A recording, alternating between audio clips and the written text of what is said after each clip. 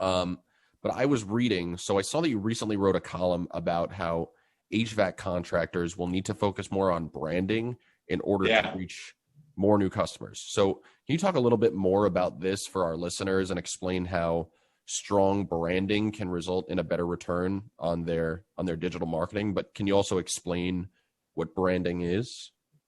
Yeah, so branding is basically, getting your name sort of out there in the collective conscious of consumers. I was thinking about this when you asked about it.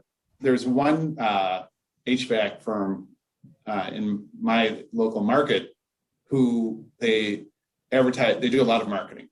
They do a lot of TV marketing. They do their own commercials. They do a commercial with a trade school that promotes people coming to work for them. That promotes them as an employer, and it promotes them, keeps their name in mind with consumers.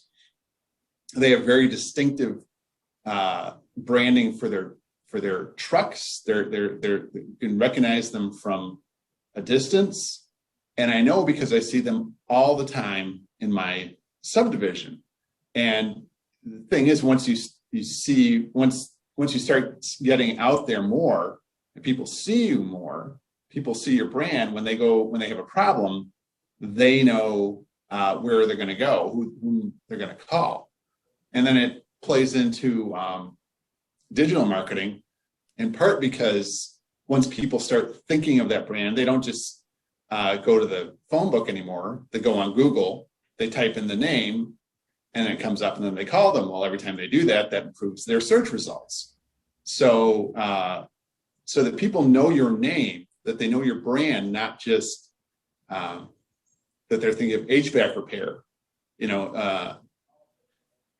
Just a search on just a unspecified search for HVAC repair will do you some good because you might come up, but a specific search for your name helps you both immediately and down the road when people are searching for HVAC repair. So the importance of branding is to get your name out there, to get people to think of your name when they need HVAC work of some kind. And that's where the importance of branding is.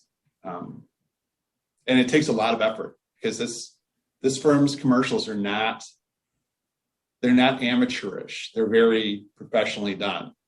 And that helps a lot. And they're not cheap. But you got to spend money to make money, right? It feeds into it. So you really have to have an overall strategy, everything from your trucks to your website to any kind of advertising you're going to do on radio or TV to get through to people's thinking.